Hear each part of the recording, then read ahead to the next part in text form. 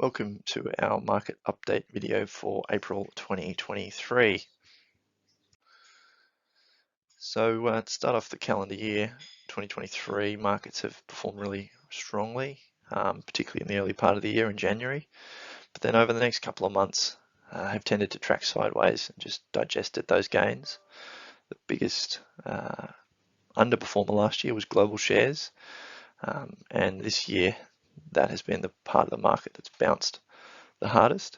So in the last 3 months or so, global shares are up about 5.8%, but still find themselves down 10% on a trailing 12-month basis, whereas Australian shares down about 1% on a 12-month basis, but have recovered about 3.3% over the last 3 months or so. The other asset class that we point out here is the global bond market, which is down about 7% on a trailing 12-month basis. And this is really largely due to the fact that interest rates have shifted upwards in a very, very significant way over the last year, and bond prices move in the opposite direction to those bond or cash rates.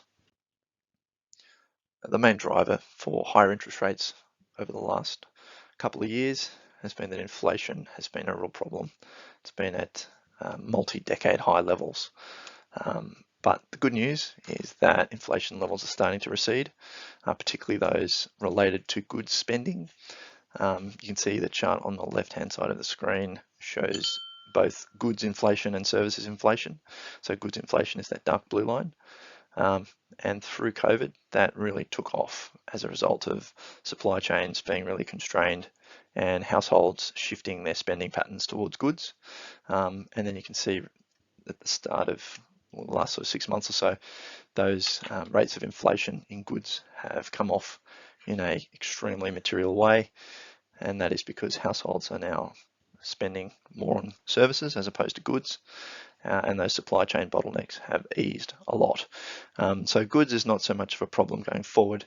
It's really that services side of the equation that central banks are looking at very closely and want to see that services inflation coming down.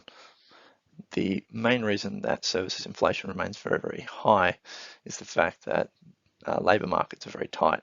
So there's just not that many available workers for every job opening. And in the US, it's an extremely tight labour market over there. There's 2 jobs for every unemployed person, which is a historically high level. It hasn't really been seen since the 1970s. The reason that labour markets are so tight is that through COVID, there are a lot of early retirements that took place. So people left the labour force and retired. And then the other factor that's at play is immigration rates really plummeted during the COVID years, and that's starting to come back. And here in Australia, immigration has bounced very, very hard. So last year we had around about 400,000 immigrants arriving to our shores. This year we're expecting around 300,000 or thereabouts, and then next year another 250,000. So that's certainly going to help alleviate some of those wage pressures here in Australia. On a longer term basis, we think that the trend for inflation, whilst it will come down, will remain at a much higher base level than it has in the last 30 years.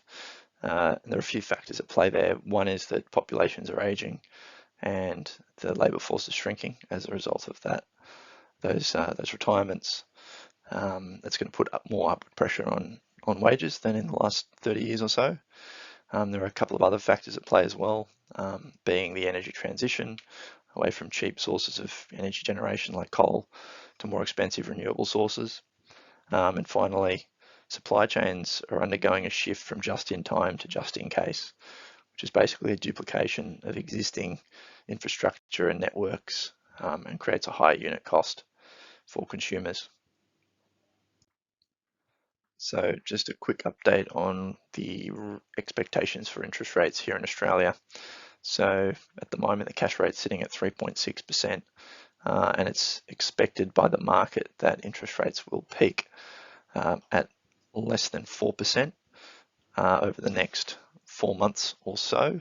Currently, the market's pricing in a terminal or a peak cash rate of about 3.8%.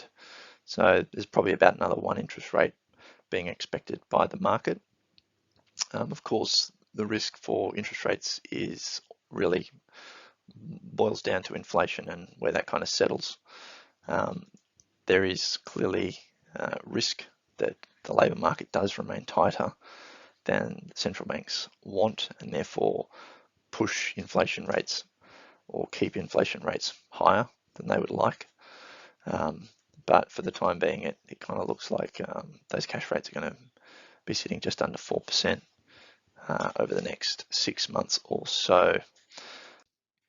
Now, of course, the silver lining to higher cash rates and higher interest rates in general is that fixed income investments are now offering an alternative source of income to equities, which is really welcome news for retirees and savers that haven't been able to earn a risk-free rate of return on their cash for the last decade due to very low interest rates. Within our portfolios, we're now starting to allocate more towards fixed income securities like bonds. We are leaning more towards the investment grade, the higher quality end of fixed income. And the chart on screen just shows that the current yields on different fixed income securities are really sitting towards the top end of their decade bands, which goes to the point that investors can now achieve pretty attractive rates of return within the fixed income asset class. Another way that we are trying to look at generating income and generating capital growth in a difficult macro backdrop is by looking at different parts of the investment universe that we think are relatively defensive and have those quality characteristics that should perform reasonably well, regardless of the economic backdrop. And one of those is looking at infrastructure funds, where they're investing in regulated utilities, be it electric utilities or water utilities, or be it infrastructure assets like airports and toll roads. And one of those funds that we have in our portfolios is the Atlas Infrastructure Fund. These types of assets have embedded inflation protection.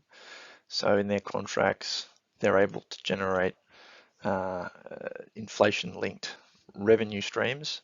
So if inflation remains high, these types of investments should continue to deliver growth to the investors in the form of earnings growth and dividend growth. And we think that's a really appealing attribute, particularly in this high inflation world that we find ourselves at the moment. When we think about the equities asset class, what we're really trying to identify are high quality companies with a sustainable competitive advantage. And these companies tend to provide essential products and services to their customers. So irrespective of the economic backdrop, these companies should be able to grow their top line and manage their margins through a downturn or through an inflationary period like the one we find ourselves at the moment. In terms of where these companies tend to be found, they tend to be found in sectors like healthcare and technology, where long-term research and development by these companies tend to generate this economic moat and tends to keep their competition at bay. I've got a few examples that I just want to touch on. The first one is CSL, which is a company that produces a variety of immunotherapy and antiviral products. The other thing that we like about CSL is that it's actually a beneficiary of the COVID reopening. So they're able to reduce their cost of doing business. One of their biggest costs of doing business is actually paying blood donors for blood that they then go and produce their pharmaceutical products on the back of. So as reopening happens, people can go and donate blood more freely, and that's leading to lower costs of doing business for CSL, and it supports their growth in their product volumes, and that's flowing through to earnings growth of about 10% per annum. Another healthcare company that we like is Novo Nordisk, which is a global leader in diabetes and obesity treatments. They've got about a third of that market globally, and they're the number one player. In their most recent market update, the company reported both top line and bottom line growth of about 15%, and that's expected to be maintained over the next few years. The main reasons that we like Novo is they're actually a beneficiary of a couple of trends, one being poor Western diets and the second being aging populations, both of which are driving increasing rates of type 2 diabetes and obesity. The obesity market is in its very early innings for Novo, so it's a market that's worth an estimated $30 billion, and is expected to provide at least a decade worth of growth for Novo. The other reason that we like it is the industry structure is really favourable. So there's only two companies serving this particular market, one being Novo and the other being Eli Lilly.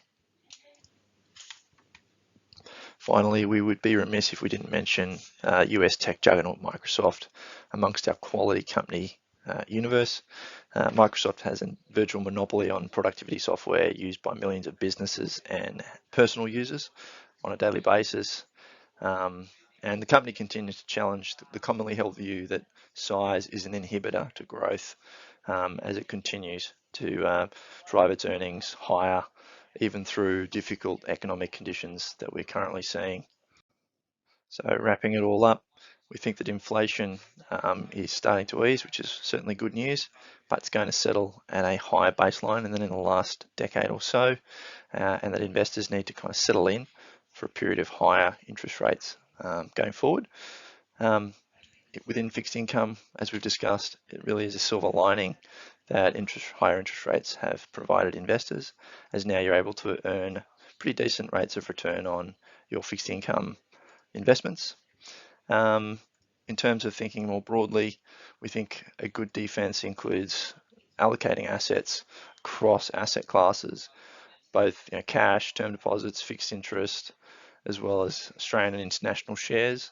And as we've highlighted, asset classes like infrastructure, which offer downside protection, as well as inflation protected cash flows. Finally, quality stocks stand the test of time. This really remains one of our cornerstone principles, and we think that this principle will serve investors particularly well as we go through this period of slower economic growth, higher but still moderating inflation, and interest rates that are certainly a lot higher than they have been in the last decade or so, which puts a lot of pressure on individuals, households, as well as businesses. So look, thanks for listening. Thanks for your attention. If you do have any questions, please reach out to your advisor. And as always, we look forward to speaking with you soon. Thanks.